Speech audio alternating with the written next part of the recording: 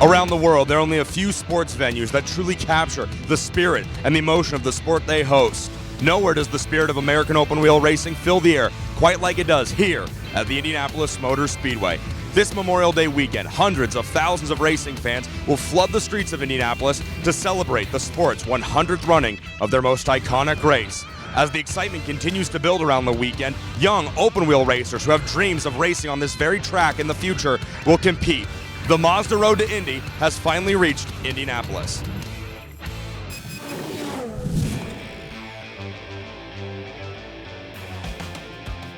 The final day of on-track action before the Indianapolis 500 will feature the Freedom 100, the crown jewel for the Indy Lights Championship presented by Cooper Tires. The Indy Lights drivers, the highest rung on the Mazda Road to Indy, will race on the biggest stage they'll race on all season in the Freedom 100.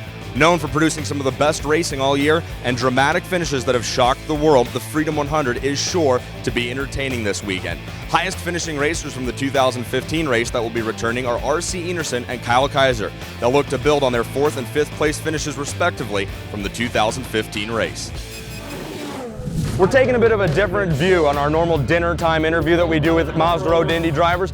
I'm here with Indy Lights driver from Team Pelfrey, Scott Hargrove. And Scott, we're doing something a bit different tonight. Heck yeah, we are. This is, what do we call these, sprint cars? These are Silver Crown race cars with the United States Auto Club, USAC, if you like to keep things nice and short like me. And we're going to show you your first race on dirt. You ready?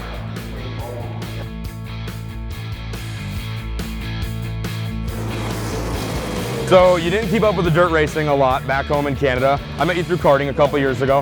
How exactly did you get your start in racing?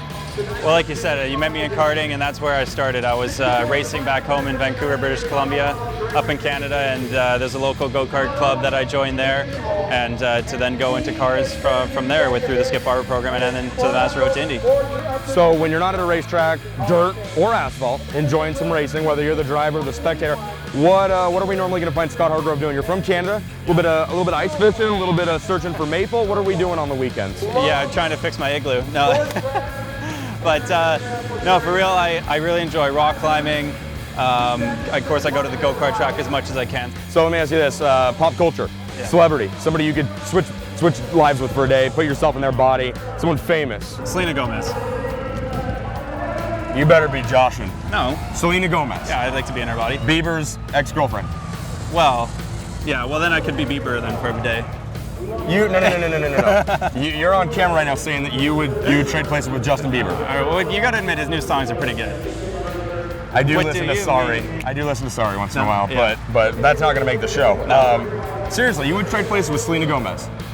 No, you wouldn't. You're fooling me. No, she's my celebrity crush, I guess you could say. Okay, fine. Okay, yeah. Celebrity crush. So it's Selena Gomez. If you get to take a pretty lady to the racetrack one weekend, you're taking Miss Gomez. Why not? Yeah.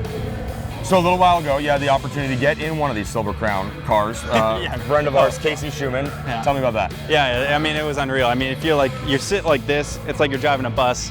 It's crazy. It's so low tech and high tech at the same time. Yeah. And of course, what is it, 880 horsepower? 880 horsepower. The sprint cars are 1,300 pounds. I'm not positive of the weight on one of these, but it's not much heavier. Yeah, well, I mean, anytime you have that much power with that little weight, you're going to have a smile on your face. And it's all about smiles per gallon, right? Smiles per gallon. That's my saying. Yeah. Okay.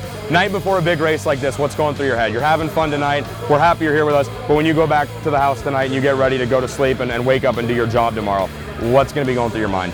Well, I mean, it's probably going to be one of the biggest races of my career so far, and I guess that sort of has like a cool feeling inside. But honestly, before every race, I just try not to think about it. You know, the day of the race, yeah, I'll be thinking about it. But the night before, you know, I'll think about a pretty lady and go to sleep. A pretty lady? Yeah, and you know, think about her or something like that, so that get my mind off of the race. Well, if you're having to think of a pretty lady, you must be an eligible bachelor. So again, ladies, we did this with Neil Alberico. You're here first. Scott Hargrove, one of the most eligible bachelors on the Mazda Road to Indy. Long walks on the beach. Oh yeah. Books. Sure. Nice Italian dinner. She's paying. All of these and more can be guaranteed on a date with Scott Hargrove. Thank you for your time. Team Pelfrey, Indy Lights driver Scott Hargrove. Thanks so much for the time. Absolutely. So the rain has unfortunately washed out qualifying here in Indianapolis for the Freedom 100, but we're now joined by Schmidt Peterson Motorsports Indy Lights driver R.C. Enerson. Your friend John Bruner's over there waving at you. You're not going to trip up. We're here for our segment, Did You Know? So tell us something we didn't know. Did you know that on rain delays, I mean, when my teammates leave stuff laying around or they leave their lockers open, I like to go shopping.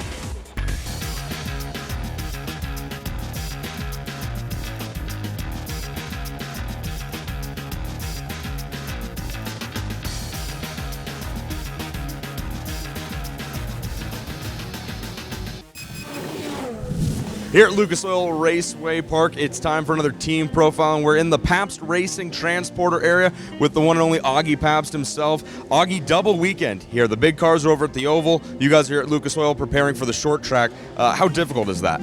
No, it's great. I mean, we love being here. Indy's just awesome. You can't beat all the history and everything that comes with it and being a part of the whole show. With the road to Indy, these drivers will see 3 different types of courses throughout the season. You got the street courses like St. Petersburg, the permanent road courses like just at Barber, Motorsports Park in Alabama, and then here at the Oval. What does that do for a driver's progression, race on those 3 different types of circuits? Well, it prepares them for the next step, which is Pro Mazda and then Indy Lights and on from there. And really, they just need to have the experience at all 3 venues. And, you know, overall, it just gives them all the experience they need going forward. Tell me about yourself now. How did you get started with this operation? How did you get started on a team? Why the color black? People want to know. The color black, that's the color trailer we bought when we bought this trailer. But no, my father was a sports car driver back in the late 50s, early 60s. And I've been around racing my whole life. And when I was 18, I started driving in spec racers, and I did some USF 2000 events, and over the years progressed into team ownership and preparation, and we also do some restoration work, and it just progressed from there, and here we are now, and you know, kind of one of the, I think, better teams in USF 2000. So that's awesome. So basically you guys are rolling here at Indy, then we head to Road America, your home track. What's the rest of the season look like? What are you really looking forward to on the road to Indy this season? Really, Road America is a key track for us. I mean, we all know it very well. You know, being the home track, a lot of friends and family will be there, and just hopefully we can have a great result there and kind of keep us in the right direction going to the end of the season. You said that you got the love of racing and got the bug essentially from your dad, and this team's like a family to you, a lot of family, a lot of friends. Your 2 children really enjoy coming to the racetrack and hanging out with you. They do. They're on their way here now. My wife and my daughter and son all 3 really enjoy this, and we usually make kind of a weekend out of it for them to come down, take a day off of school on Friday, and spend the weekend at the racetrack. And of course, they're looking forward to school getting out for summer here shortly. But they make about 4 or 5 events a year if we can make that happen. Sometimes scheduling's a problem, but yeah, they're usually here to support me, and they're all a part of the team as well. So any plans to put a next generation of Pabst behind the wheel of one of these black, sweet-looking race cars? At the moment, no, but that can change real quickly, so we'll see. Just don't tell the wife, right? Exactly. Yeah. Augie Pabst, thanks so much for stopping and talking to us. You guys have practice here at Lucas Oil getting ready to go. Thank you for the time. Thank you. The historic weekend at Indianapolis Motor Speedway continued as USF 2000 competitors on the Mazda Road to Indy got their first look at the USF 17, next year's new race car. Quite a big day here at Indianapolis Motor Speedway for the Mazda Road to Indy, and the man who makes it all happen, Dan Anderson with Mazda Road to Indy. Dan, this car is beautiful. Yeah, I think so too. We're very proud of the job that Tatis has done. Our project manager, Scott Elkins, did a great job over the last 6 months working with the folks at Tatis and Elite Engines and Cosworth, coming up with this package, which I think is, for the value, for the price point that this car is being sold at, is amazing that they're going to deliver this higher quality race car. It's a John, pretty big day here. It's a huge day, and to be able to unveil this next generation car here at the Indianapolis Motor Speedway on the weekend of the 100th running, where we have 24 out of 33 drivers that have come through the Mazda Road to Indy. This is the first step. Many of those young drivers cut their teeth in the Mazda Road to Indy at this first level. So we're absolutely thrilled to continue to showcase the next generation of talent, and what a beautiful race car to do that in. So as the Tatis USF 17 is unveiled here, orders are already flying in for this beautiful race car. The first order, we understand, has come from Pabst Racing and Augie Pabst himself. What's so great about this car? Why did you have to be the first one to have it? We knew Dan and the whole team there would do such a good job with Tatis putting a car together, and we just wanted to be right up front, get the first car, and get out testing with it as soon as we could. History was made this weekend, and not just Mazda Road to Indy history, but world history. The 8th race of the Indy Lights Championship, presented by Cooper Tires, will be remembered for a very long time. Following a washed-out qualifying session due to rain, point leader Ed Jones of Carlin Racing led the field to the green flag.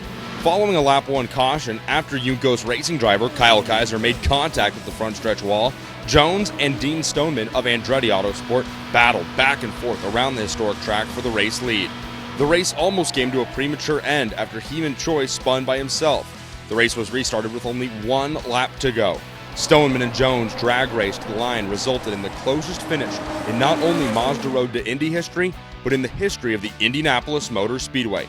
Dean Stoneman scored the Freedom 100 victory by 2/1000th of a second ahead of Ed Jones, finishing third with Stoneman's teammate Dalton Kellett. No other words but the closest finish in Indianapolis Motor Speedway history. Your winner of the Freedom 100, Dean Stoneman. What do you have to say? That was incredible. A win's a win. Whether it's by this much or a mile, it's still a win. Yeah, but that last lap was amazing. Freedom 100 known for producing some of the best finishes in IndyCar and Indy Lights racing. Did you know you had it when you crossed the line? Yeah, I did. I saw that. My wheel was just slightly in front of Ed's. But yeah, I had a fantastic race. It was a shame the 2 safety cars comes out. And throughout the race, I was hitting every apex, hitting every spot I needed to hit. And the car was fantastic. But yeah, it's going to be onwards and upwards from now. I know it's been a great weekend for wins. 2 weeks ago, we had another win. But yeah, we've been working really well with me and my engineer, and we've been developing the car, and it's been amazing.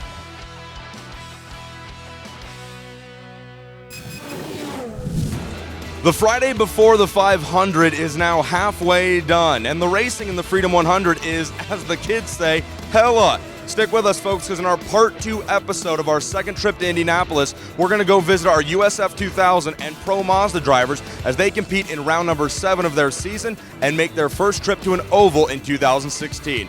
For everybody on Road to Indy TV, I'm Tony Laporta. We'll see you down the road.